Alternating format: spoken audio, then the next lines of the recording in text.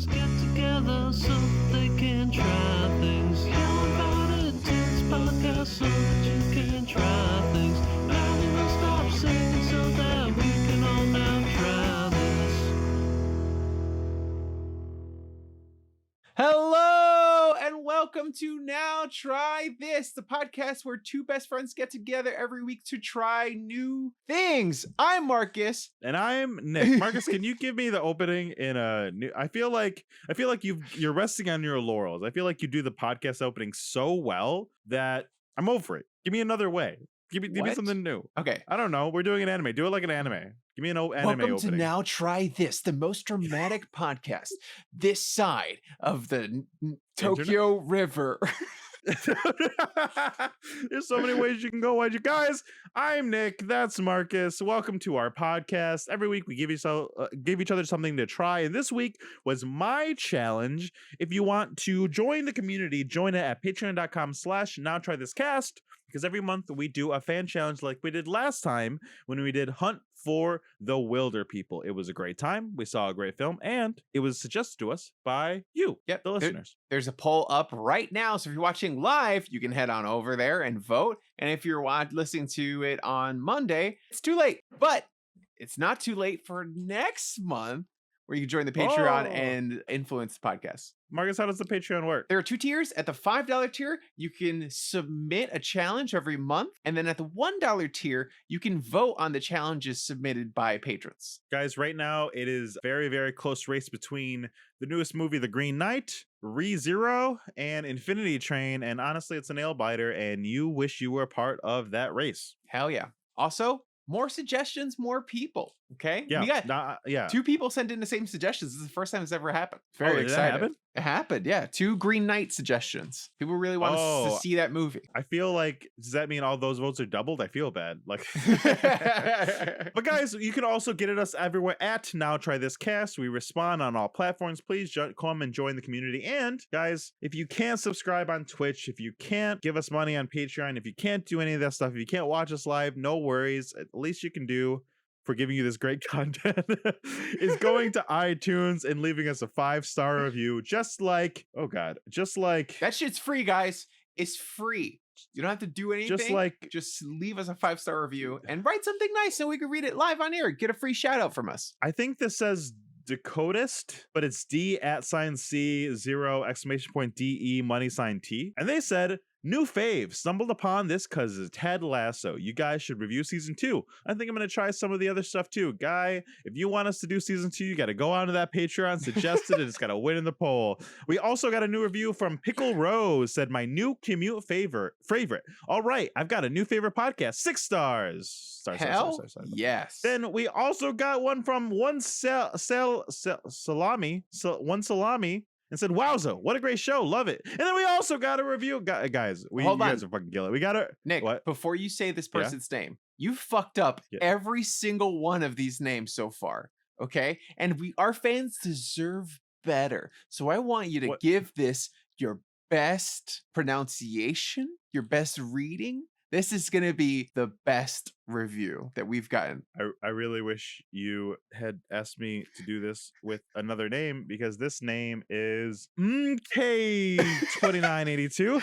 Perfect. And they said, the new podcast on my list. Fun, hilarious, entertainment, and Marcus, I'm still not done. We also got a review, 5 stars from Noah DeBest7125346. And they said, so good. Nick and Marcus are some of the funniest, coolest, and most entertaining people ever. The podcast makes my day every time I watch it, and it also always makes me laugh. Definitely recommend. Thank you so much, Noah DeBest7125346, and all you other reviewers. Guys, we will read the review here on the podcast. Come and join the community. Marcus, let's get We've been off for 2 weeks. What have you been up to, buddy? How's life? How has the sun shined on your life for these past 2 weeks? It's shone so hard I got sunburn. It was good. It was a good couple weeks. Nice to be off for some time, get a break, get some relaxation in. Went to Georgia again. Keep going to Georgia for things. those things are weddings. But this time it was a different part of Georgia, so it was nice to see a different part of the United States of America. Make a rivalry. Which one was better? I liked Athens more because oh shit, Athens is the best part of Georgia. It was off-season college town, which is just like so good. You know, like all the people, all the kids are gone. They're not partying and being loud and rowdy and shit like that and ruining the town. It has enough stuff because all the stuff is there for the college kids, but the college kids aren't there using it. So it's like things are empty. It's just like chill and relaxing. Nice. And Athens is better than where? Savannah, Georgia. Savannah, Georgia's pretty nice. You suck. Savannah, you suck. You lose to Athens. No, it was really nice. It was really pretty. It's like this old creepy city. It's nice. A lot of haunted ghost tours and stuff like that. Why is that a selling point? That sounds awful. It's cool. Why would you want your hotel? Okay, so hypothetically, you stay in a hotel. Yes. You're in the hotel. 100%. It's haunted. Why is that good? I would pay extra for a haunted hotel. Why? Are you gonna get fucked by a ghost? 100%, Nick. You're telling me you would pass up some ghost ass? I feel like I'm on the record and I can neither confirm or deny whether I should pass up some ghost. Nick, wait, you're on the record. You have to answer this question for the fans, for the listeners. What kind? Would you pass up on ghost ass? What kind of ghost ass? Whatever. Jennifer Lopez passes away. Her ghost comes and wants to have sex with you. Your face says it all. Is that a yes? I have nothing to say. Apparently, thank you -9442 in the chat saying it's the most haunted city in America. The whole city is wronged corpses. Guys, if you want to join that Twitch, we stream every Thursday at 8 p.m. Eastern Standard Time on twitch.tv/nowtrythiscast. Yes. Nick, how was your time off? It wasn't really a time off because I was somewhere. I was in Hawaii, specifically Maui. That sounds like time off to me. I feel like if you were going to go anywhere during time off, Hawaii is the place to go. It was long. It was hard. Family obligations. It was a wedding. There was a lot to do. We didn't have like a lot of downtime. We had brought 3 books with us. One to read together, 2 to read separately. And we got not a single page in any of those books done. Wow. Because we were so busy, which sucks, you know? So I am tired. But I was tanning in Hawaii, so that's pretty good. Do I have to complain about? Absolutely nothing. You need a vacation from your vacation. Yeah. Want to hear one of the highlights? Yeah. So, Marcus, every time I've ever heard a rich person say, I went to a tropical place and I went snorkeling, in my head I was like, you're fucking snorkel in the goddamn creek. You're fucking like half an inch under the water. You got to have that little hose above the water. That's Nick, so fucking dumb. You thought snorkeling in Hawaii is the same as snorkeling in the creek? In a creek? Yeah. It's the fucking same. It's the fucking, what the fuck's the difference? You're fucking looking in the water. You're like 1 inch in. What the hell's the difference? In an ocean, you can't see the fucking bottom. Like, what the fuck? Who cares? That's my rationale. Okay. Marcus, snorkeling was transformative. Swimming in the fucking ocean is fucking wild. We went to, I forgot the name, but it was like something crater where all the like sea turtles like hang out. Yeah. It was this fucking, we had to drive a boat away from the island for an hour, and then there was just like this big crater wall thing that we were at, and we went in the ocean, and I needed floaties. That's amazing. And I was like, this is probably gonna be fine, whatever. The water was fucking 100 feet deep, which is like wild in and of itself. But then when you put your face in the water like that, and you're breathing through the apparatus, and your ears are covered, and your face is covered by the water, everything stops. Nothing else exists. You are just inside of the ocean. And at first it's like, wow, this is crazy. But then eventually, once you calm down and you're not moving too much, all the fishes swim all around you. They were everywhere. There was a fish here and a fish here and a fish here and a fish here. And I was like, did you cry? A whole new world, a dazzling place I never knew. I didn't cry because my face was already wet. That's fair. It was wild. It was formative. It was amazing. That's great. Everybody got seasick. I didn't get seasick until the ride back, but we did all get seasick out of that ocean. It was funny because the first day of snorkeling was canceled because of the rough waves, and the second day I think also would have been canceled, but we chose to move to a bigger boat, so the bigger boat was safer. But it was awesome. Wild. That's amazing. It was wild. Lexi just put in the chat, literally looked like a kid at his first Christmas. You know, that makes sense. I think That sounds like me. Well, I'm glad you had fun. Yeah, it was formative. It was great, guys. If you want to hear more about my Hawaii vacation, put it in the Patreon. Submit that you want a whole Hawaii episode. Give us those shekels and we can send Marcus to Hawaii, and then we can do a whole Hawaii episode. That's the goal, guys. Right now, our Join current Patreon. goal on Patreon is to get to 30 patrons. That would be a huge step for us. It would get us closer to being paying everything off. Not quite at that level, but it's one step closer. And at 30, we're going to mail out stickers to all of our patrons, all 30. So yes, join us now. We've got like 10 left. So be part of the exclusive group of being the first 30 patrons. Guys, you want a sticker, you know what to do. But Marcus, that's enough about us. They're not here for us. They're here for the challenge. Oh, Marcus, whose challenge was it? It was your challenge and you gave me. Kaguya-Sama, love is war. Nice. Love is war. Love is war. Love is war. Nick, this came out of fucking left field for me. I am up to date with all the hottest, latest anime trends. I watched top 10 anime of summer, spring, and fall.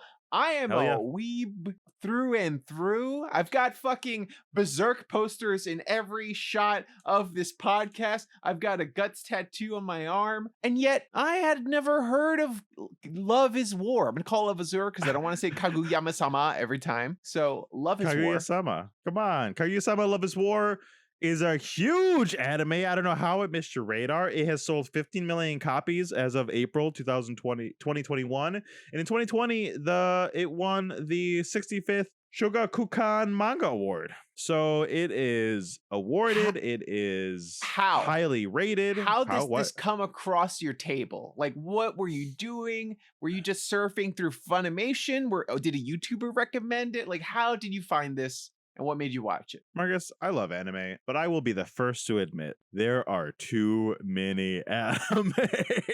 It's because it is overwhelming. There's every kind, every genre, and there's always a new one that's supposed to be the best that always disappoints you when you're a fan of the good old oldies, that you end up just wanting to watch Naruto for the 6th time. You know? I'm sure Jujutsu Kaisen is very good. I'm sure it's great for a new generation. I'm sure I'd be disappointed. I watched Tokyo Ghoul when all the hype goes down to try to form my own opinion. My opinion is it sucks. I can't get through it. I feel like an old man that's clinging to old animes that can't watch new ones, everything but My Hero. And My Hero, let's be honest, is just like those old animes. 100%, yeah. But one of the YouTubers that I frequent that I know you do too is Super Eye Patch Wolf, who is a YouTube commentator and a web essay maker. What are those called? Video essays. I watch video essays. I mainly consume video essay content all day long. Video essays. Oh, before you continue. Continue. Finish your thing. I want to say something about Super Eye Patch Wolf before you move on. I'm gonna lead you in. Super Eye Patch Wolf is a great video essay maker on YouTube. He has his own Patreon. Guys, definitely go check out his YouTube channel. We highly recommend him. And that's where I heard of this anime. Okay, now Super Eye Patch Wolf, if you're listening, go fuck yourself. Just kidding. I love him to death. I love the guy.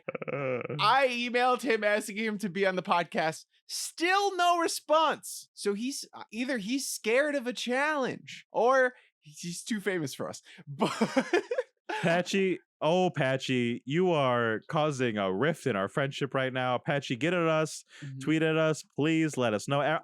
Everybody that is listening to this episode that wants a collab between Now Try This and Super Eye Patch Wolf, slide into his DMs, tweet at him. We will get him on here. He is not too big for us. We're too big for him.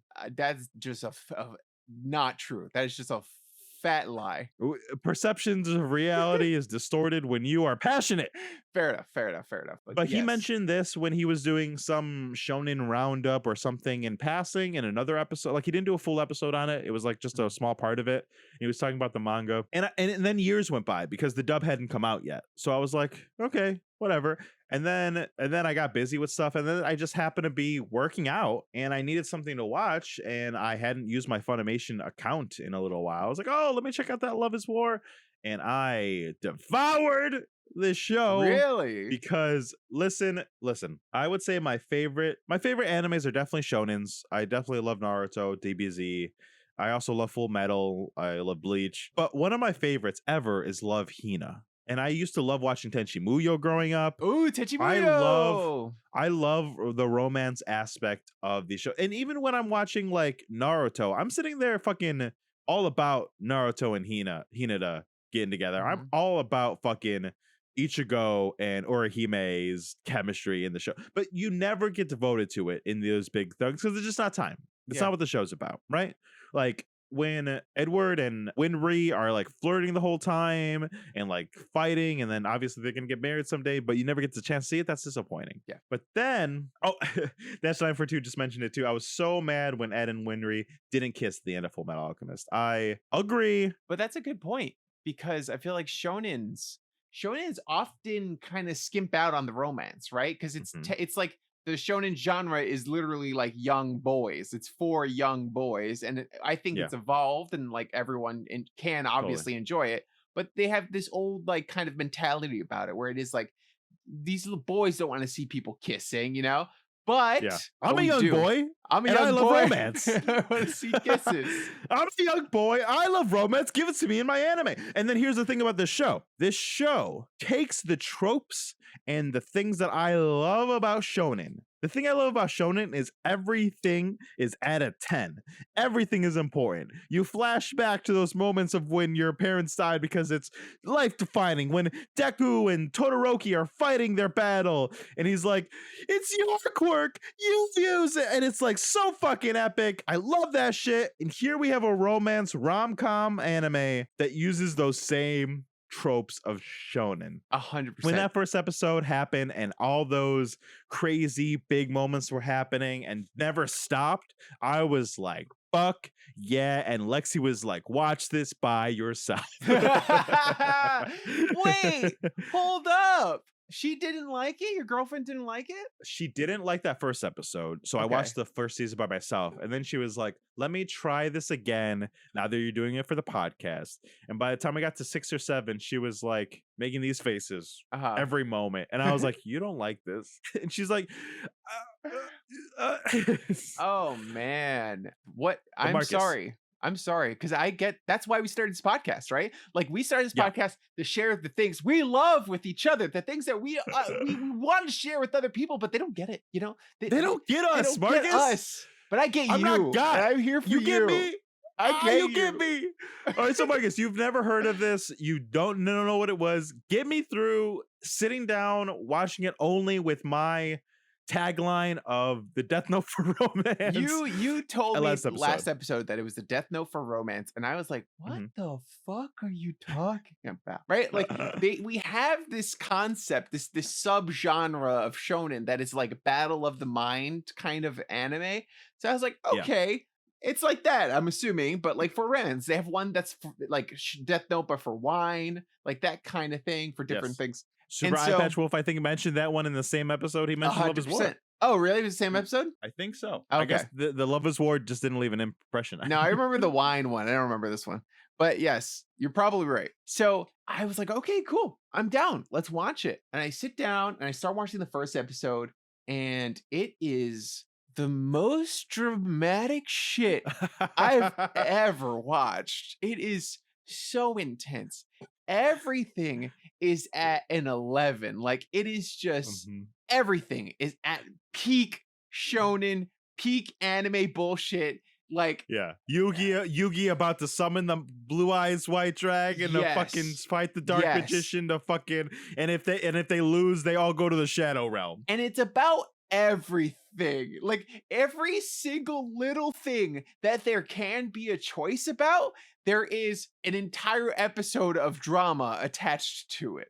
And it is wild. I watched the first episode and I was laughing, I was having a good time, and I was impressed, but also I was kind of tired. After the first episode, I was like, I cannot see how the first season's 12 episodes. I was like, I cannot see for 11 more episodes me enjoying this or having the patience to deal with this heightened drama for everything. I think that most animes have lulls, right? Like they have downtimes and they have moments where it's not crazy tense all the time and everyone's trying to outthink each other. And I understand that this is like a comedy and a parody of that kind of stuff. So that's why it's also heightened. But after the first episode, I was like, oh man, how will they keep this up?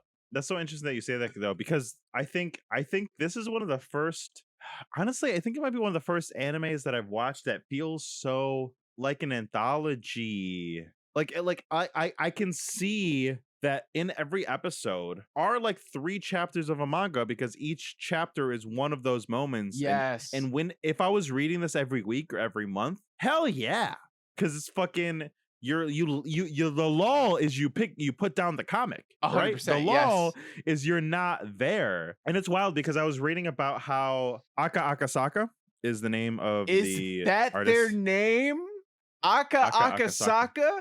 That is fucking fantastic. I love it. It is. Akasaka was writing another manga when his publisher needed, it was Young Jump, needed a casual rom-com series.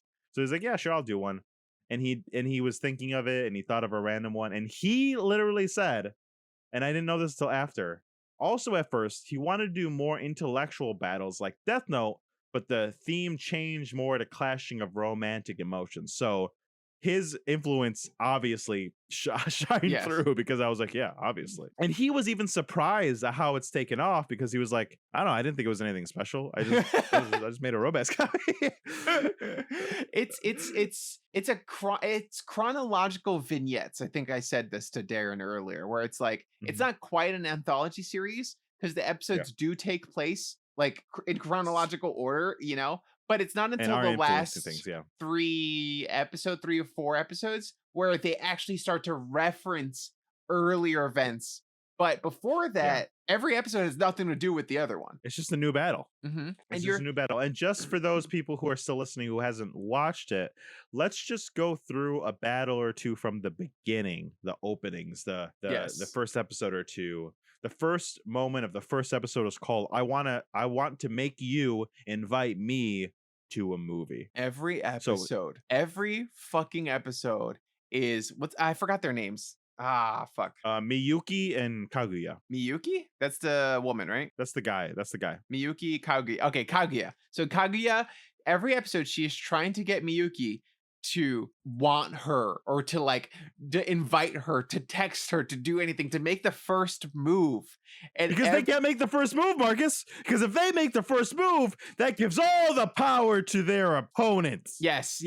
And they don't want to show any weakness, right? Because the way the intro starts is like, love is war. Like, love is great, love is wonderful, sure, but love is war. And when 2 people love each other, it makes for a battle that will never ever be talked about. But behind the scenes, there is a winner and there is a loser. Love is war. 100. That's exactly it. Yep. And if you are the first person to say you're in love, then you are like a submissive to the other person and have to do whatever they want, and you are the weaker one in the relationship, which is obviously not true. And obviously, I think the anime itself also disagrees with that notion, but it is the perception of these 2 characters. Yeah, which I love, because Alexi was asking me, why do you like this so much? And I was like, you're just, I feel sorry for you, honestly, is what I said. Because you've lost sight of what it was like in high school. In high school, when we were in high school, this is what it felt like. Every arm touch, every word, every text, every interaction was life or death in the 100%. High school circuits. 100%. If you say that wrong thing in that one conversation and let her know you like her too much, or don't let her know you like her enough, or say the wrong thing, or don't pick something up, you're done. 100%. Game over. Rushing after class to meet the person that you like or whatever. Hoping be there at the locker at the right. Hoping to be there at the locker at the same time that they're at their locker, just so you can talk to them for a minute. Dramatic high school bullshit. And then when you get there, you're like, hey, you're done with class? Yeah, I'm headed to class too. When in your head, you're like, okay, I made it here. All right, now you got to say the right thing. Now is the moment when you got to say something. You don't, she has a new haircut. Mention her haircut. No, don't mention your new haircut. That's sexual harassment. Don't do that. No, 100%. It's like it's just so dramatic and it's amped up and it works perfectly for this age range. Yeah. So in that first episode, right, the first thing is they want you to invite me to a movie. So Kaguya does all this back matter to make sure that she has these move to that. Oh fuck, what's her name? Fujiyaka. No, Fuji. Fu, I'm I'm gonna look so up Love is bad War with characters. names. Fujiwara. Fujiwara. Fujiwara, she got her free tickets to a movie that she can't see, so she has to offer them to the two of them. And she wants him to accept them and then invite her. But he needs her to take them and invite him. And the whole 6 minutes parts of that whole episode is just the back and forth of their great. It's you know what's funny? I just realized in that moment, the whole interaction was probably 30 seconds, 1 minute. Oh yeah, and they made a whole ass like episode about it. Yeah, because of all the internal dialogue and Yep. all they do some great like scrub moments where they cut array and do great little bits. Yes, and it's also like perfect for the shonen thing, right? Because that is so typical of shonen. Like everyone knows the infamous Dragon Ball Z Frieza fight that was like Oh, the planet's gonna explode in 5 minutes, and then it lasts 16 30 episodes. episodes. Yeah, Yeah. yeah, like it's And then such also shonen. the classic Death Note moments where it was, he like L introduced himself, said, "Hi, I'm L." And then time would freeze, and then you hear Light's inner monologue for 5 minutes, when in Yes. reality it was half a second for him to explain, "Oh, hey, L, I'm Light." And Yep, that's it. yeah. But you're like hearing all the fucking chess moves that he's making in his head. Oh, I love it. yeah, as they're like staring at each other, and then they fucking nail it. They fucking nail it. It's interesting though, because I never, when you said, "Oh, I don't know if I keep this up for 12 episodes," I didn't feel that, because I watched it in little spurts anyway. I was like doing something. I was working out when I was first watching it. But I know what that's like. It's funny because pacing is something that's so different in anime compared to other things, right? Like Yes. the pacing of I can't, I feel like that's why anime is so hard to recommend to people sometimes, because sometimes I'm like, yes, go watch Naruto, it's amazing. How No. long is it? It's 800 episodes. It's 800 episodes. Also, you have to have watched it when you're like a kid or And really also young. it doesn't get good until episode 435. Yeah, and also you should skip like 130 of those episodes, but randomly. And also it's not over because it's still going. Yeah, also actually maybe just read the manga. Oh, what's manga? Also the sub's better than then you should just read the manga, but then go back on YouTube and watch the fights. Yeah, no. I am a firm believer that there is an anime out there for everyone. I think anime is a medium, it's not a genre, and while there are certain anime tropes within the medium, that's true of any medium. There's certain TV tropes that are just inherently true to television that aren't and that are true throughout multiple genres, right? So like it's the same thing. It's just the anime has different genres. So if you like sci-fi, there's probably a cool sci-fi anime for you, Cowboy Bebop, something like that. If you like fantasy, there's cool fantasy. Like there's just, if you like horror, there's cool horror. There's something out there for everybody. Speaking of Cowboy Bebop, what do you think of the images that came out? I am excited. We talked about this a little bit in the group chat, but I was saying that Cowboy Bebop is kind of like this show where it's like chronological little segments that take place one after another. But like for the most part, you can watch the show episodes in any order. It doesn't really matter. There are like a handful of episodes that actually do matter plot wise. But because of that, there's so much room to make a good show. There's just so much room to like create new characters, new stories. You don't have to do a single thing. Other than the story-based episodes, which is like maybe 5, you don't have to do anything from the anime. Every single thing you do can be new. And that's exciting because there's so much more room to not fuck things up. If you don't have to be faithful to something, then you can wing it and write just a good story. Write a good space story and you're good. Include some dope-ass jazz music and you have a good adaptation. Can you think of an example of an adaptation that took way more license that made it better? Oh no. I mean, the MCU does that, right?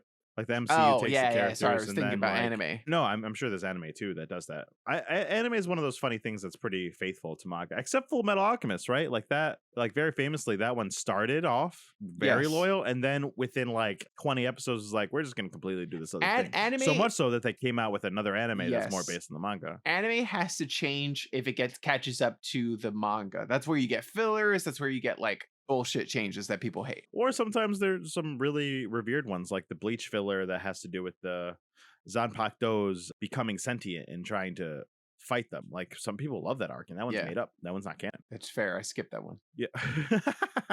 I think I'm excited. I've never seen Cowboy Bebop. I think the images look really good. I love the main actor guy. I think he's great, and he's the kind of person that is going to put his blood, sweat, and tears into something, and he wouldn't do 100%. it. He knows there's fans. He knows what he's doing. He understands how important it is, and all the actors look great. Yeah. I mean, and they got the corgi, so Yeah. you know. I mean, what else also, do you need? this is the perfect thing to adapt. Like I said, like it's hard to adapt anime things because you have to follow the anime style, making anime feel like it's real, like a real world that you've created, also while having real people. It's just a jarring thing. Like Alita Battle Angel was pretty good. I think it was like the closest we've got gotten. close. It got close. I think it was scared to go 100%. I think the things where it pushed worked, but it was scared to go 100% anime. And those are the moments that didn't work. Yeah. I think Speed Racer, while it's not like the best movie, I think it captured like the zaniness of anime. Sure, but I feel like it lost, I don't know, the heart, something. It lost you something like it. in it. I like it. You like it. You're a proponent. Guys, you can listen to a Speed Racer episode. I'm like, what the fuck is this movie? Yeah, and Marcus like, the best movie ever? No, it's not the best movie ever. But it was kooky and it felt like you were watching an anime, which is something that I don't think anything else has really captured that's live action. Yeah. But to reinforce your point, like when you take the subject material and make it your own, then you get a great movie like the Death Note movie. And you know, everybody knows that was a great adaptation. And Netflix is 1-to-1 about their great anime adaptations. Netflix, I don't know what they're doing, man. I'm nervous, but like I'm nervous. Netflix throws so much stuff to the wall. Yes, sometimes but Death Note is a story you have doesn't. to actually follow. Like, see, that's a problem with that. Like, if you grab series that you want to see the beats of, if you're like, I want to see this moment, but live action, it's not going to do well because it's never going to be able to live up to the anime. Yeah, and then something like Death Note, I think the reason I think it tried to take this, it tried to take the core, but it didn't keep like the tone. Yeah. Right? Anime is so much about tone. So take something like, this is stupid, and I don't know if anyone else even know what this is, but that thing that the stunt makers made that was My Hero Academia LA. Oh yeah. They made like a pilot episode almost about like what that would look like if it was like kids in LA in the My Hero world. But live action, shit was dope. Yeah. Shit was one of the closest things I've ever seen to like a real anime. And I'm like, they fucking nailed it. Yeah. Why? Because they are fans, they care. And I think ultimately that's what's going to be the deciding factor between all these Netflix things, like Cowboy Bebop, Avatar. I feel like there's more we're getting. Is there some? There's My Hero is in early talks somewhere. It has been for a while now. Yeah. Your Name movie has J.J. Abrams attached. Oh man, I don't know. I know. Well, romance is different, but so much of that movie is just like, wow, look how beautiful it looks. So I don't know if you could do the same thing with. You could do the same thing with cinematography, but like you would have to go to Japan, go to the locations that this is based on. Oh no, don't worry about Marcus. They've already said they're going to change it to a story about white person and an indigenous woman, indigenous American woman. So they did? They're going to. Why? Yeah, that was the. Let me find it. Your name, like a Native American woman. American remake. Yeah. Why? J.J. Abrams also ruined Star Wars, so fuck J.J. Abrams. You know what sucks?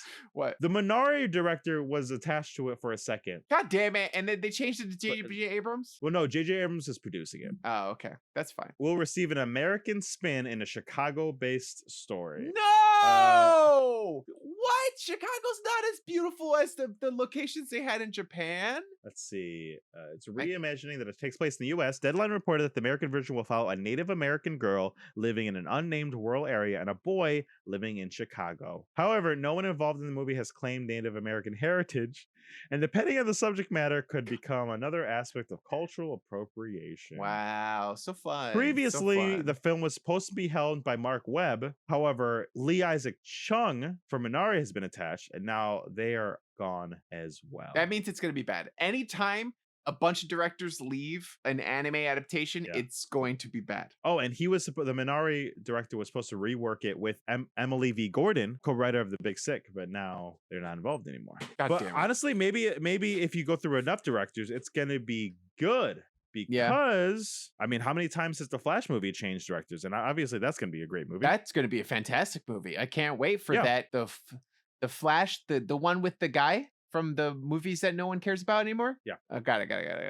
That's going to be great. Love it. Ezra Miller, right? Mm-hmm. Best Flash. That'd be fine. I don't know. Michael Keaton's going to be in it. So back to Kaguya-Sama Love is War. Marcus, before we get too far into it, and obviously I feel like the first half of this series and the second half of this series are kind of two different discussions. I feel like you probably agree with that. Sure, yeah. You know, what are some of what were some of your favorite games and moments of these first episode? What were some that's like, wow, man, I really loved that battle? I will say that every episode had, no, that's not true. Almost every episode had moments that I liked. I watch a lot of anime, and I don't think anime makes me laugh that much. Like, I enjoy it, but I'm not usually laughing and then having a good time. I don't know. It's, you know what I mean? Like, it's different. I'm having a good time, but I'm not like, it doesn't make me happy. It sounds like you have Stockholm syndrome. I've just been watching anime so long. I have to keep watching anime. You have Stockholm syndrome, just like what's his face? What's the treasure's name? Sano? No, Sano? Ishigami. Ishigami, yes. No, I love the introduction to Ishigami. He just shows up. He's like this little emo boy, and he has a running bit where anytime he like to the fourth or fifth episode. Anytime he does something dumb, he's like, "I'm gonna go home because I want to die." Like, my favorite one was when he goes, "I want to go home. I need to write my will." It's like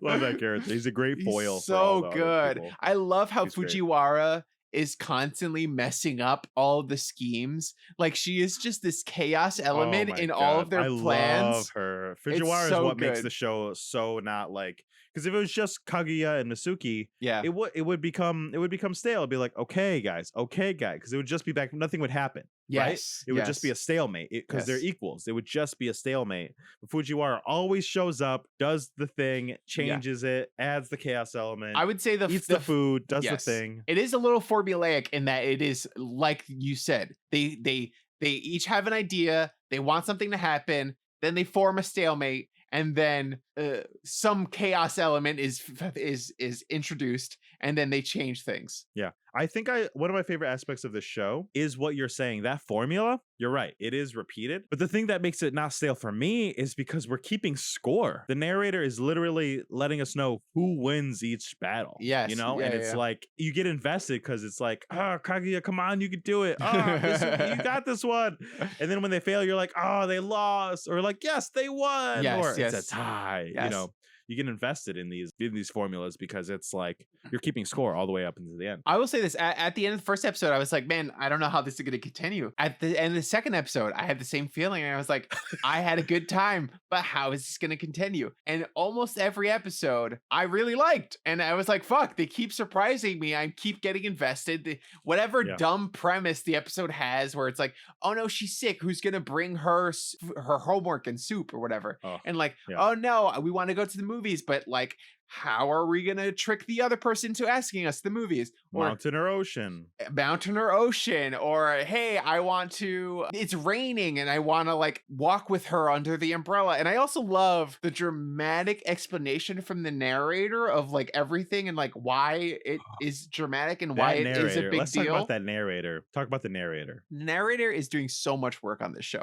Narrator is like, really, he is the piece that combines all these little vignettes. He's like coming in, explaining why it matters, why it's important, hyping up all of the drama and the tension, and also commenting on it in a funny way. Yeah, he is I listened for just a second to the sub to listen to that voice actor who's doing a completely different thing too, but also hyping them up. The actor that is doing the narrator is his own character. He brings such life to it. There's compilations on YouTube because people just love the fucking angst and hijinks that the narrator is bringing to everything, because he is going wild all the time. He is invested.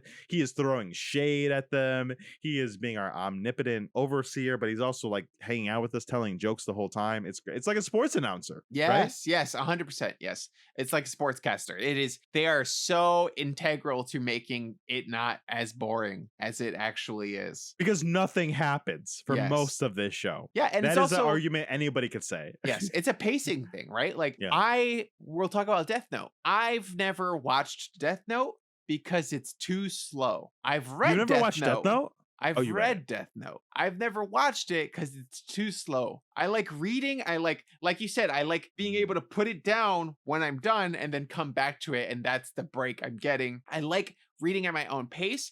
When things involve heavy story and heavy talking, I like to read it because I can get through it faster than watching an episode of something. So, or ponder it yourself, like you have your own pauses, right? Yes, exactly. And also, like when you're watching a show, they're deciding what, like manga is leading you and deciding what's important and what's dramatic, but you can like take pauses, like, holy fuck, what's gonna happen next, you know? And whereas anime is guiding you more to be like, you care about this. This is an important moment, you know? And how funny, because that's considered like one of the good ones, right? 100%. It is one of the good ones. It's still not paced quite right for how your brain works. Yeah, exactly. Yeah, I was like, I like anime adaptations of manga, but I like them when they have fights in them or something interesting visually. And to be fair, Death Note, the anime, does a lot to make all those inner dialogues interesting, but it's just easier for me when I'm reading it. Hey, you don't have to explain it. I totally get that. And I know both worlds, right? I'm a purist about some stuff. Like I haven't watched any Berserk animes at all, and I don't intend to, because I had the perfect experience reading it. Of course. And I don't want anything else. I want that image in my head. I want that pacing in my head. I want the voices how I hear them in my head.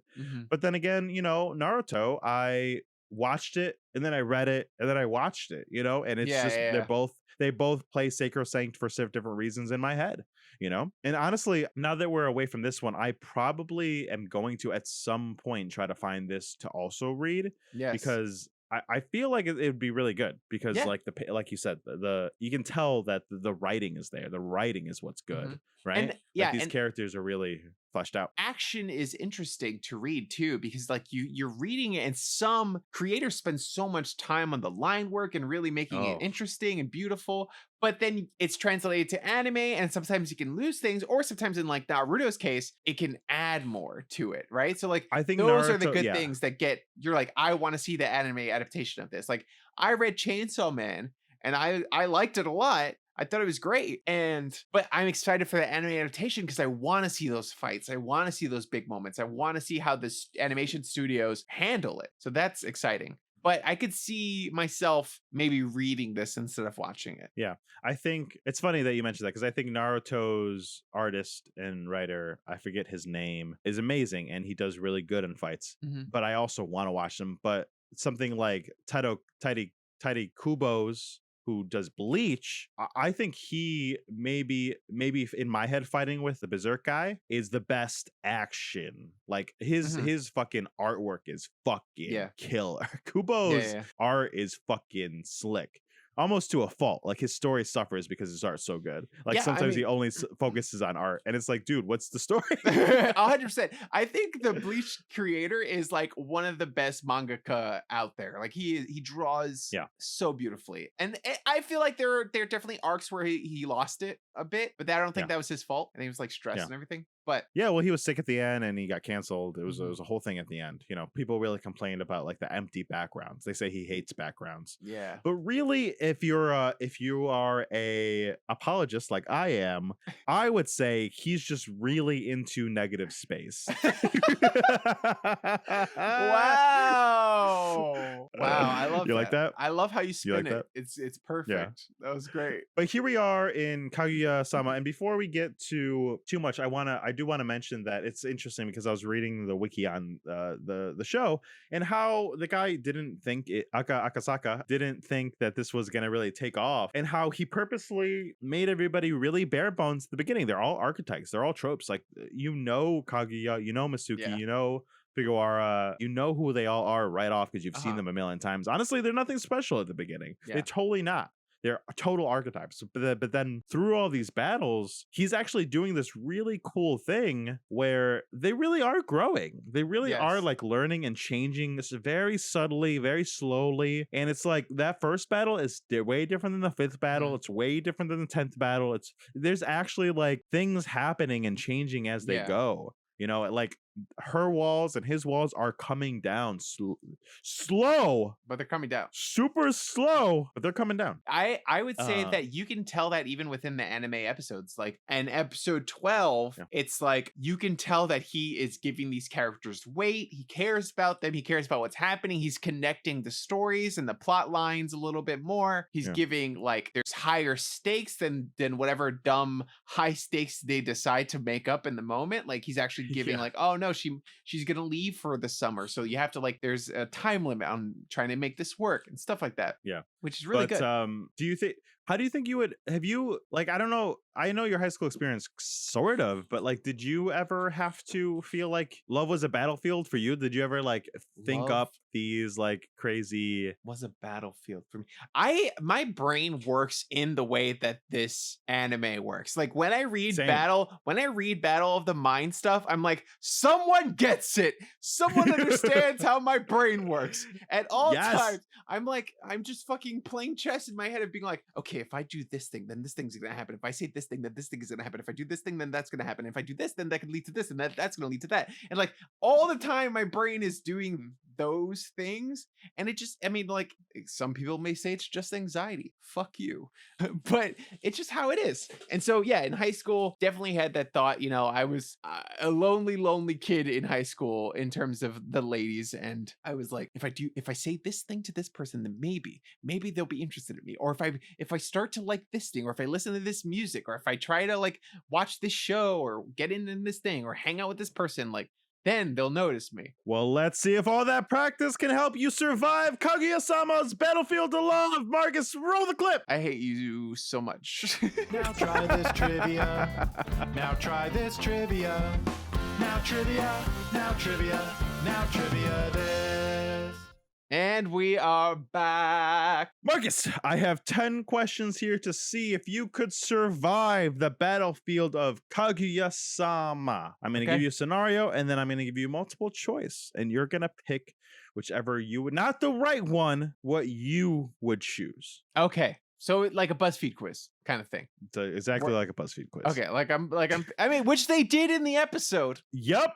That's exactly right. So Marcus, you gave movie tickets to your friend to give to your crush. So they'll give them to you. How will you proceed? Will you A, ask to go to the movies with you once you see they have the tickets? B, suggest they ask you in a more passionate way? 3, throw away your plans and refuse? Or D, casually wait for them to ask you to go? I would, I know what my answer is, but I don't think any of them exactly match it. This is the show. Be like the show. Okay, talk through it. Here's what I would do. I would, after doing all that, I would mention... It's not intense enough. I would mention how much I want to watch the thing. I would talk about the thing, whatever. If it was tickets for like Die Hard, I'd be like, man, I am so hyped for Die Hard. I would love to go see that movie. Ugh, if only someone could take me to see that movie. Too bad I don't have the money to go see it myself. If only someone had an extra ticket. I would do that and plant the seed. The seed that's like, yes. And now, hopefully, with that information, they would then pick up on the hint and put the 2 and 2 together and be like, yes, I have a ticket. He wants to see the movie. I like him. Let's go together. That's what I'm thinking. I can see why you were so single for so long. Leave me alone. I was a baby. I didn't know. I got game now. I have Marcus, game what now? What would you do? Now? Yeah. Would you ask to go? Would you suggest to them to ask more passionately? Would you refuse to go? Or would you just wait for them to ask you? I would wait for them to ask me. Casually wait for them to ask you. Okay. Marcus, your crush recently got a new phone. Okay. And you want their contact info for an app. Mm-hmm. Let's say the Line app. Fun fact, the Line app paid the anime a lot of money, so they actually used the Line app. That's interesting. Anime. Line is very popular in Japan anyway. It's nice that they got money to just promote a thing that they would have probably said anyway. You're not wrong. You know what's funny? You have a marketing background, and what the argument you just posited is an argument against all advertising. No. I mean, I just mean in that situation. So everybody that's a name. Everybody that's a name doesn't advertise. No, I mean, everybody you're right. knows what Coke is. Twitter needs to advertise. Get those last holdouts. Get the olds on Twitter. Or just get people to... Okay, so your crush recently got a new phone and you want their contact info. How do you ask? Do you A, eventually they'll ask me, so I can wait until what they do. B, I'll just ask them normally. C, realize you have the wrong phone and can't. Or D, get the info from a friend. I would ask them directly because I think it was either that or get the info from a friend. But if I got the info from a friend, they don't want me texting them, then I'm creating an awkward situation for them. But if I ask them directly and I give them my intention, say, hey, what's your number? I just want to, I would create an excuse in that situation. Like, we're start a conversation about something that I know we both like, and then kind of cut the conversation off early and then be like, oh man, you know what? If you give me your number, we can continue the conversation later, and then leave. That's pretty good. And then leave. It's the middle of the school day, and I'm going home now. And I'm going to cut the rest of my classes for the day, so I don't die of embarrassment. That's funny. I think that makes me think of two things. One, that there was only one time I ever asked for someone else to give me someone else's number. Her name was Donna, and I called her. I think it was either early high school or late middle school, and I called her. I said, hey, do you want to go see this movie with me? She said, sure. Who else is going? Oh, that would have broken me. I said, whoever. So I went with a group of 8 kids to go see a rom-com. We didn't even sit next to each other. That's how it is. That's how it is in high school. You're like, oh, let's go hang out. And then the person that you actually want to hang out with, you don't talk to at all. And then just to add the creepiness even more, I think the next girl after that I legitimately asked out on a date. Mm-hmm. You know how I got her phone number? How? The phone book. Nick, you just aged yourself so hard. And best part, when I called her, I had to call her multiple times because the first time I called her, I heard dial-up. She was on the internet. Wow. I love that. All right, Marcus, next question. A mysterious letter arrives for you, allegedly from your crush. How do you react to the letter? Do you ask them directly as soon as possible? Do you B, see if they act nervous around you? C, that letter can't be from your crush, so I'll ignore it. Or D, get a friend to investigate about the letter. I know what I would do. I feel like I'm trying to put myself back in high school. Well, all these questions, I'm trying to answer what high school Marcus would have done. Because adult Marcus now is like, I don't give a shit. Just ask them. I don't care. Whatever. Yeah, just fucking. I'm very direct. Hey, Leslie, ask them, is this a love letter from you? 100%. Cool. That's what I would do. I have learned to take situations into my own hands and approach it head on instead of just being a coward about it. But in high school, what were the options again? I would have hid whatever hiding and pretending you never saw it. Okay, so you ignore it. 100%. I would have just ignored it. Okay. Your crush keeps... I was going to say, because my fear would be it was secretly from bullies or something. That's what I think. So in 2nd grade, we all had cubbies. One day I found a note in my cubby from my crush. It was signed JN. Her name was Jordan. Her birthday was also on Valentine's Day, so I thought we were destined to be together. It was 2nd grade. And it was a love note saying that she wanted to be my girlfriend and to meet in the park that weekend at a certain time. I took that letter, I put it in my bag, I told no one, and I went to that park. And I remember very vividly because it was cold, it was the middle of winter, and I brought Pokemon Silver with me to pass the time while I waited. Nobody showed up. And then the next day, somebody asked me if I went. Oh, and I was like, no, of course I didn't go. And then I found out that every single other boy except me in the classroom wrote that letter. and gave it to me. Does that include Joseph, or was he? That includes fucking Joseph, that son of a bitch. My best friend made me wait a park in the cold for Jordan Novelli. That son of a bitch. What a Judas? Exactly. Fun fact, Joseph's been my best friend since 2nd grade. I haven't been his best friend since like middle school. It took a while. It was a invade, and it was a Stockholm situation. I ingratiated myself into his life, and I made myself his only friend, and then he couldn't get rid of me. 100%. Honestly, kind of what I did for Marcus too. That's my move. I don't go nowhere. I got one move, baby, and it works 100% of the time. I got one move, and it's not to leave. So I know what that's like. Next question. Okay. Your crush keeps bringing elaborate lunches, and you want to try them. What's your plan to get a bite? Do you act as if you're starving, so they'll be forced to give you some food? Are you too prideful to ask, so you sit there and hope they'll eventually offer some? You glare at your crush until they offer, or you offer to trade lunches. There's no way they can refuse. I would say I talk about how hungry I was. I'm like, man, that food just 1000%. looks so good. Yes.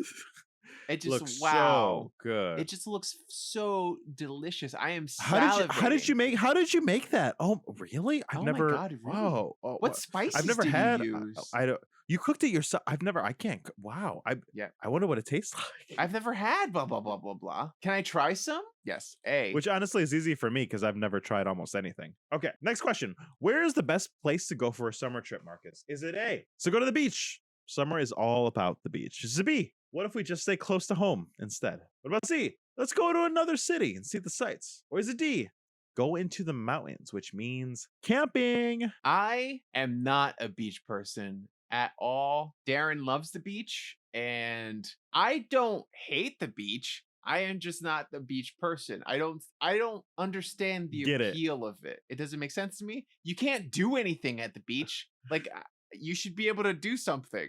Like, I can't do anything there. I have to just kind of lay there and Marcus, get burned. we need to go to the beach together with our girlfriends so they can go enjoy the beach. And we can go do something else. Yeah, we can play can jam. We could bring some spike ball. We could like do stuff at the beach. Yeah, that sounds good. Let's do that. I agree. So is that what we're picking? No, not beach. No. Mountains. Fuck beach. What was the other one? Mountains, city, or stay home, close to home. Mountains. Fun fact, when we went to Hawaii, there was something called the Road to Hana, which is basically this treacherous road that leads all across the island with all these pit stops. So you like reset your odometer so you know what mile marker you're at, and every half mile there's something else to look at. There's all these falls, there's all these hikes. Oh, cool. And we had this guidebook that was really, really nice because it told us all the stops, but it also told us, hey, we know in this very specific spot, if you go off of the trail in this one spot, there's actually, and go walk for a half an hour, there's a fall that nobody knows about, and you have all the way to yourself. So we did it, and there's this bridge, and we went like through this back trail, and we went hiking through the rocks. We had to go very slow because Lexi's scared of heights, but we got through all the rocks, and at the end was a secret waterfall that we were all alone at, just the whole family, and it was fucking beautiful. I swam in a waterfall, a private waterfall that we had to hike a half an hour in the middle and walk upstream to get to. It was so cool. That's awesome. I mean, considering it's a secret waterfall that they published in the guidebook, I feel like I was expecting the story to be like, and then there were 100 people there. But that's awesome. The thing is, it's a guidebook, so how many people use guidebooks anymore? But also, the guidebook was like, it's not that it's just nobody else as of publishing that guidebook had ever written about it. So it's like, you know, it's not like everybody goes to the secret waterfall. It's like, no, we found this, and no one else has published about it. Yeah, that's interesting. Like it doesn't even have a name. The falls doesn't have a name. Oh, that's pretty cool. It was pretty amazing. I like it. Next question. You and your crush play 20 questions. Okay. And you think the answer is you. How do you make sure? Do you A, look, this is a ruse, it has to be something else. B, use specific questions to make sure it's about you. C, I'm just going to assume it's about me. D, time to answer immediately because I'm very sure. I would be too embarrassed that it would be about me. So I would go B. Okay. I would say leading questions like, ugh, I know who this is. That's my move. I like that. All right. Look, your crush has cat ears on. What's your reaction? Do you scream internally? Do you find a way to get a picture? Do you glare intensely? Or do you put on cat ears as well? Picture sounds creepy, which happened in the anime. It was like, he was like, I need to get a picture of this. I don't think I would also put on cat ears because unless she was feeling like self-conscious and needed someone to like wear cat ears with her, sure. then I'd be like, yeah, totally. I'll wear cat ears too. Make you feel better. 1000%. I think I would just scream internally mainly. All right. 3 more, Marcus. You want your crush to text you, but you won't text first. So what's the best way to get that text? You just keep waiting. They'll text eventually, right? You give in and you text first. You ask a friend for advice while they also call them for you. Or what if I tell my friend to text them to text me? That way I still get the text. Love is war. This is so complex. Been there, done that. Been there, man. done that. I would just text Marcus, first. I remember all the times in college where you had a girlfriend the whole time, but I did not. And we would sit there and wonder how to text this girl and that girl. 100%. And it would be everybody's favorite pastime. How is good. Nick gonna get... It was good. And You're like, we I want to hang out with this do great. person, but it was a fun time. I feel like, yeah, I would just text them. I don't have the patience. I feel like, you know, I did that in the days of AIM. If there was someone I was interested in, just message them. Now you're dating yourself. Yeah. Marcus, it's raining outside and you want to share umbrellas. What do? Do you A, act as if you forgot your umbrella? B, guilt trip your crush into thinking you forgot your umbrella and that they have one to share? C, propose you share half of an umbrella? Or D, umbrella from a friend? I would propose the sharing of the umbrella. If it was involving my crush, I'd be like, can we share an umbrella? Please. I need some form of human interaction. Can we calm down in the chat? We are trying our best here. We're not that old. Can we just focus on this game right now? We're young and hip. Us. We are the age of the average YouTuber, okay? We are watching an anime about high school romance. We are not old. Did you say hip? We sure did. So, last question. A friend keeps making you laugh by saying a specific word.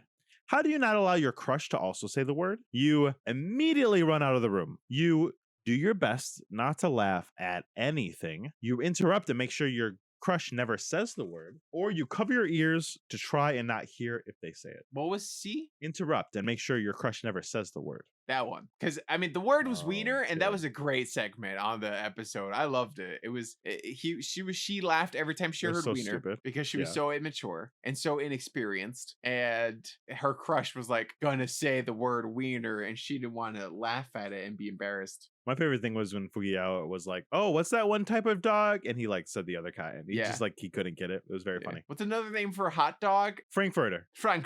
Marcus, here are your results. Victory! You managed to navigate through all of the treacherous circumstances placed in front of you, and you achieved victory over your crush. Now, they're guaranteed to ask you out. Nice. Well, it's not guaranteed, but maybe you're one step closer to making it actually happen. Marcus, congratulations. Hell yeah! Woo, woo, woo, woo, woo, woo. You might not have been that good in high school, but you are now doing great. You have crushed it. I feel like I was the trope of like the best friend who secretly was in love with their best friend kind of thing. Oh, my crush asked me out in the chat. Totally. Oh my God, look, it worked. Yes, I do want to go out with you. Well, Marcus, you can't go out. We have that policy about never dating fans. Oh yeah, sorry. You can if you donate, I'll go out with you. Yes, only Marcus is only allowed to go out with you if you whore yourself out. If he can whore himself out. No, thank you. Yes, I am doing the whoring here. Yeah. That's what I meant. All right, Marcus. That was great. I'm glad I won. What? You did one. I was gonna say this brings me back to high school of like, I don't know if you did this, but like I always had a girl best friend that I was secretly in love with, and it wasn't a secret to anybody except for her, except maybe it wasn't even to her and she just thought I was gross or whatever. And I would like, buy her stuff, even though I didn't have any money, I'd like try to get whatever my I goodness. could, and like every Valentine's Day get her things, whichever girl it was. Ugh, it was so stupid. I was such an idiot. I hated myself so much. That's why. And when I was like in high school, it continued, and then towards the end of high school, I was like, I'm not gonna do this. I'm gonna fucking stop this. I'm a fucking pathetic loser, and I need to stop. And then I became a Chad, and that's how it works. You just went completely in the other direction. Marcus as a Chad. Listen, I was the same. I was the same for middle school. I mean, honestly, I fucking, my hormones hit quick. I was that way in elementary school and middle school. That's what I was saying. I was like that in elementary school. Yeah. But I got lucky because I got my first girlfriend at 15, and then I got more sure of myself and was able to just ask people out. That's pretty good. And I had many girlfriends in high school. I had a total of like 4 or maybe 5. Wow. I know. It's pretty impressive. I had girlfriends in kindergarten and then skipped until I was 18. No girlfriends. I am not going to be the one that tell you that doesn't count. I don't think it counts. I'm not gonna. I don't think it counts. I think, you know what? It's funny. This make me remember Tiffany Hagen, who was a friend. Her sister was my sister's best friend, so we had to hang out when we were like really, really young. And at one point, it was kind of what you're describing, but it was also like she like led me on a little bit, because at one point I remember on a loose leaf piece of paper, we wrote down what our children's names would be. Oh my God. And we chose between which of our last names it would be. And that's the extent of our romance. That's the extent.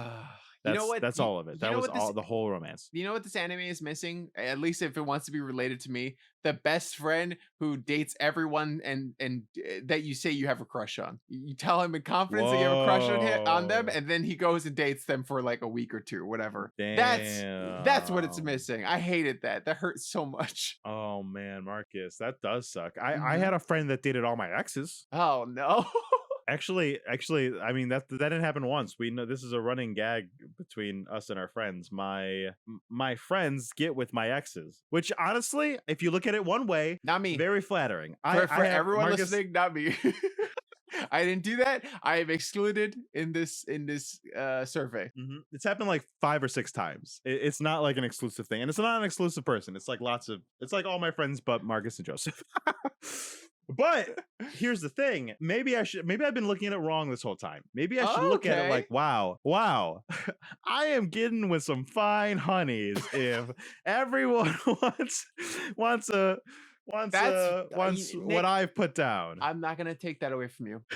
That's probably what it is. And Marcus, you resisted that forbidden fruit just for the sake of our friendship. 100%. 100%. And honestly, can I be honest? Yeah. Eternally grateful, because honestly, you could have probably got it too. 100%. With how the track record of all those things went, 100% you could have gotten it with some of my exes. I appreciate it. Thank you, Nick. Thank you for that, I guess, for that vote of confidence.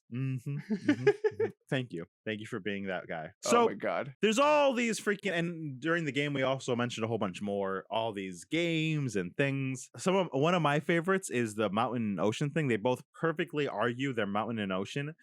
And then Kaguya remembers about Fujiwara's endowment from puberty. She's got big boobies. And then she realized, why would she want to go to the beach with her? And then she completely negates every single argument she says. And it's lovely. It's really great. I love, are there any earlier ones that you really liked? No, I love that arguments? Too.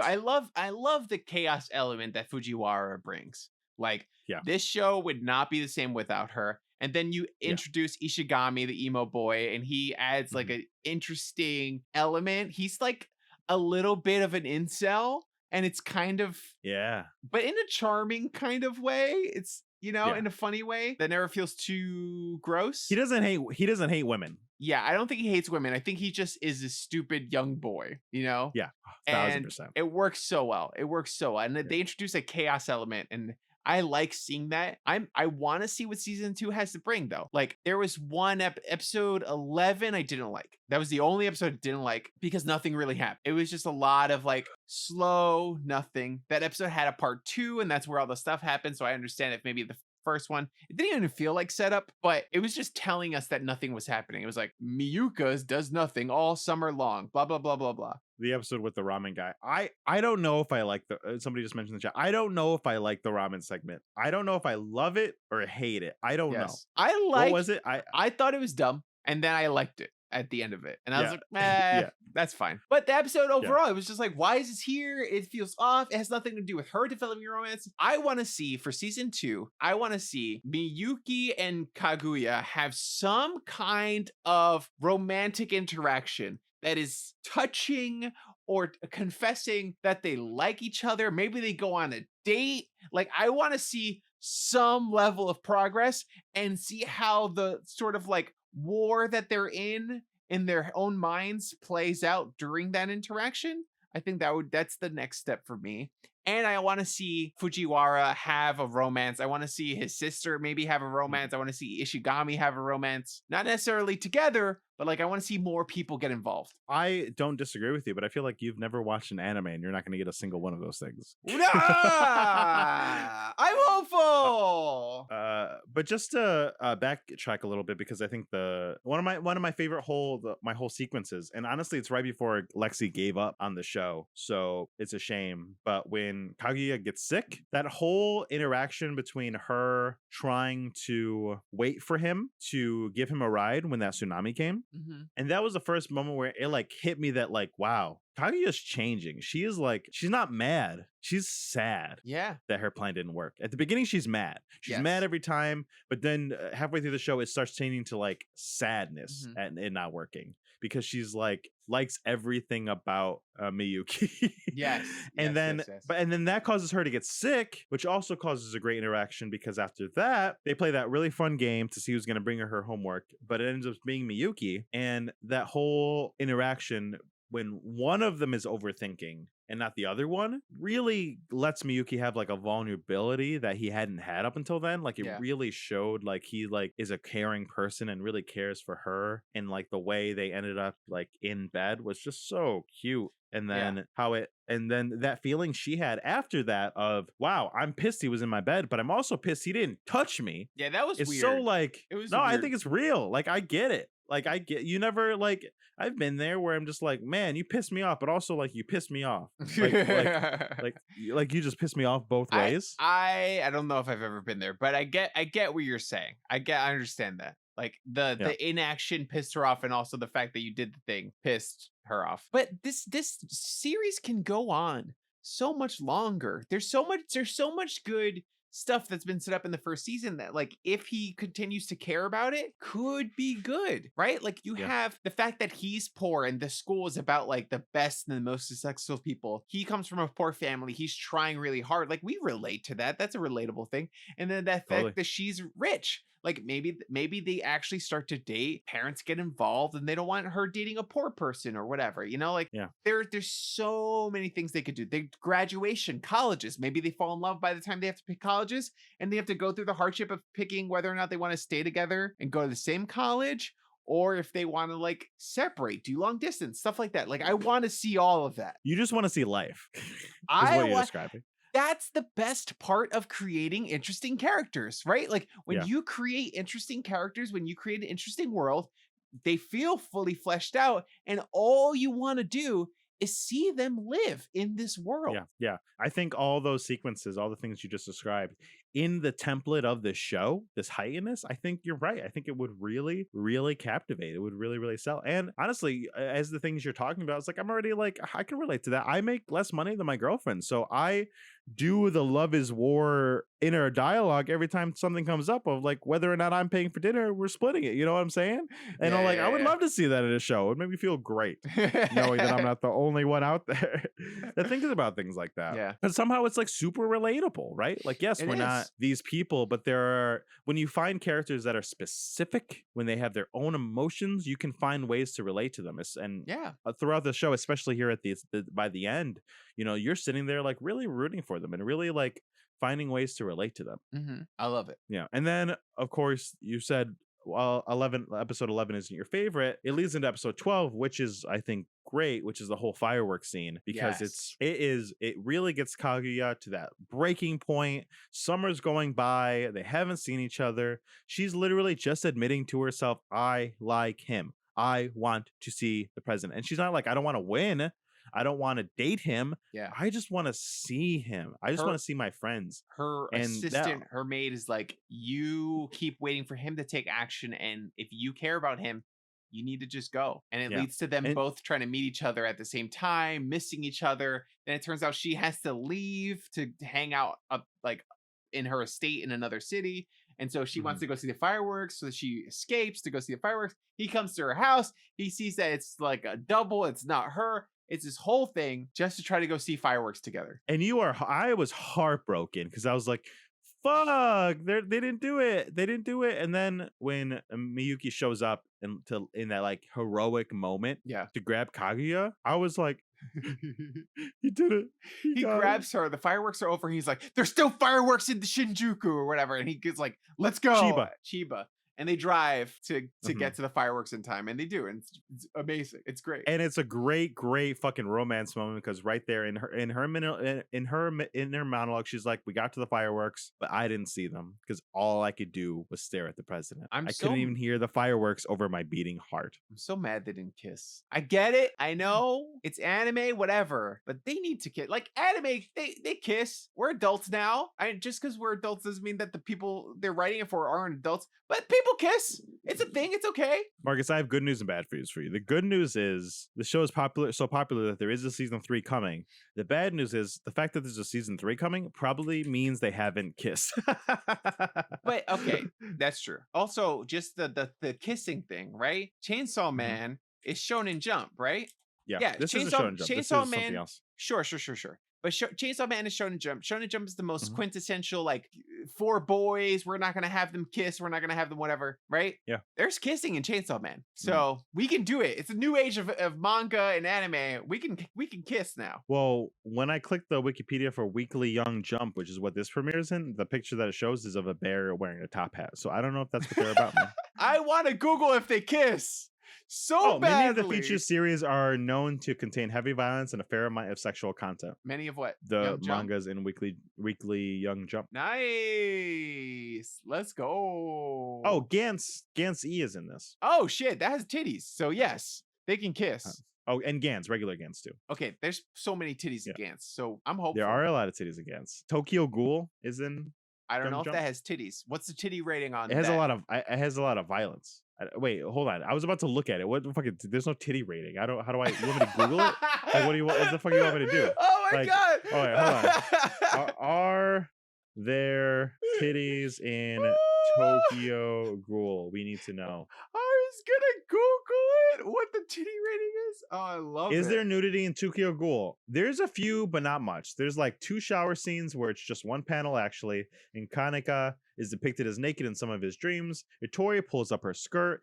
Uta is shown eating a penis. Someone and Rize's breasts are shown. Not much, but yeah, there is. Edit.